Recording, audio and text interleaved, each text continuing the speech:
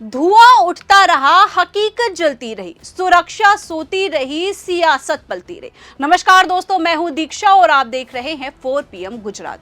दोस्तों, गुजरात से उठी चिंगार और दहक उठी राजधानी। दोस्तों, जो राजधानी की दीवारें नहीं बचा पाए, वो देश की छत आखिर कैसे बचाएंगे? सोचिए, जिस देश की राजधानी ही आतंक और प्रदूषण की गिरफ्त में है, वो देश क्या कभी विकसित हो पाएगा? गुजरात और दिल्ली ही नहीं बल्कि पूरे देश की राजनीति धर्म के चूल्हे पर बस अपने वोटों की रोटियां सेकने में लगी है।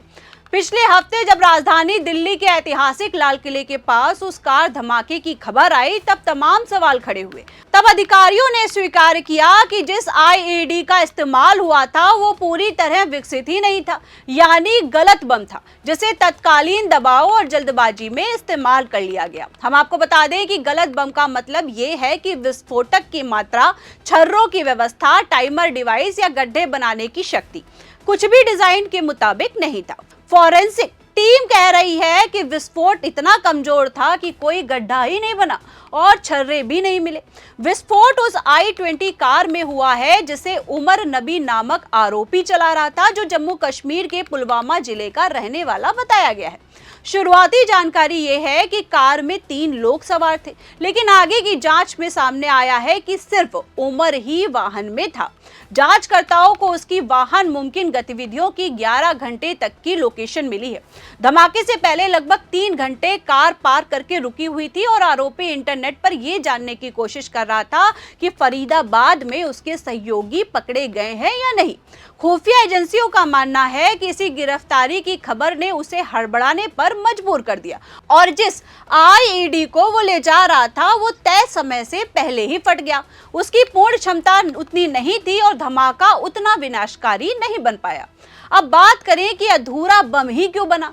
यह खुलासा खतरनाक संकेत देता है कि निर्माण कार्य में खामी रही है। बम का टाइमर सही नहीं था, विस्फोटक सामग्री ओवरऑल डिजाइन के अनुसार नहीं थी और सुरक्षा प्रबंधन या आतंकी मॉड्यूल का काम अधूरा छोड़ दिया गया था। फॉरेंसिक टीम ने कहा है, अगर ये पूरी तरह विकसित हुआ होता तो इसका प्रभाव कहीं और अधिक भयानक हो सकता था। संभावना जताई जा रही है कि आरोपी या उसकी टीम को फरीदाबाद में छापे पड़ने की जानकारी मिली और उन्होंने समय से पहले ही कोई कदम उठाया, जिसके कारण बम अधूरा रह गया और विनाश सीमित स्तर पर हुआ। ये स्थिति ये भी सुझाव देती है कि आतंकी मॉड्यूल सुरक्षा निगरानी, वाहन चालान, विस्फोटक सप्लाई चेन और स्वयं निर्माण कार्य में कमजोर साबित हुआ है। अब बात करें कि गुजरात से दिल्ली में आखिर क्या लिंक है इस आतंक का। दोस्तों, दिल्ली बम ब्लास्ट से कुछ दिन पहले ही गुजरात से ही एटीएस की टीम ने कुछ आतंकियों को पकड़ा था। दोस्तों, एक तरफ आतंकियों का पकड़ा जाना और दूसरी तरफ ये विस्फोट होना, दोनों ही मामले ये बताते हैं कि आतंकवादी गुजरात और दिल्ली ही नहीं बल्कि पूरे देश के कई हिस्सों में अपनी पकड़ बना चुके हैं। ऐसे में गुजरात की हर छोटी बड़ी घटनाओं को हल्के में लेना खतरनाक साबित हो सकता है, क्योंकि आतंक वहीं से निकलता है जहां सुरक्षा कमजोर होती है। दोस्तों, आगे बात करेंगे सुरक्षा प्लान में चूक के बारे में। अगर तुलना की जाए तो दोनों परिस्थितियों में स्पष्ट है कि सुरक्षा तंत्र सिर्फ सतही नहीं होना चाहिए। पहला, जब आईईडी अधूरा बन पाया तो यह संकेत था कि सामग्री निर्माण या समय प्रबंधन में बड़ी कमी थी। दूसरा, जब संदिग्ध जानकारी मिलने पर हड़बड़ा गया तो नियंत्रण भूमिका फेल हुई है।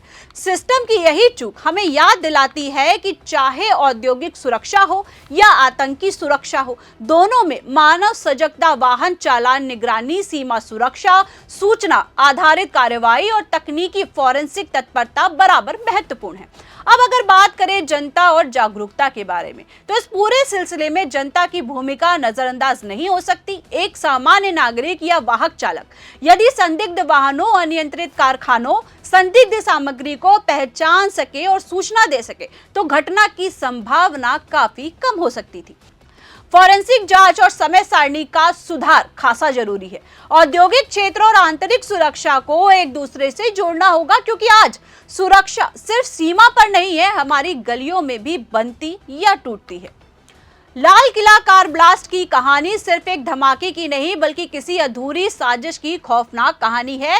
एक अधूरा आईईडी बम, एक गिरा हुआ सुरक्षा तंत्र और एक श्रृंखला जो गुजरात की गलियों से निकलकर दिल्ली की सड़कों तक आई। ये संकेत है कि अब हमें सिर्फ रिपोर्टिंग नहीं करनी है बल्कि रोकथाम पर भी नजर बनानी है, क्योंकि अगली बार पूरा बम बन जाने तक इंतजार करना हमें महंगा पड़ सकता है। जब एक अधूरा बम हमारे दरवाजे तक पहुंच जाता है तब सवाल केवल कौन का नहीं बल्कि कब का बन जाता है। तो दोस्तों, मैं दीक्षा 4PM गुजरात पे ऐसे ही मुद्दों का असली हाल आपके सामने लेकर आती रहूंगी। तब तक के लिए आप स्वस्थ रहें, सुरक्षित रहें और अपना ख्याल रखें।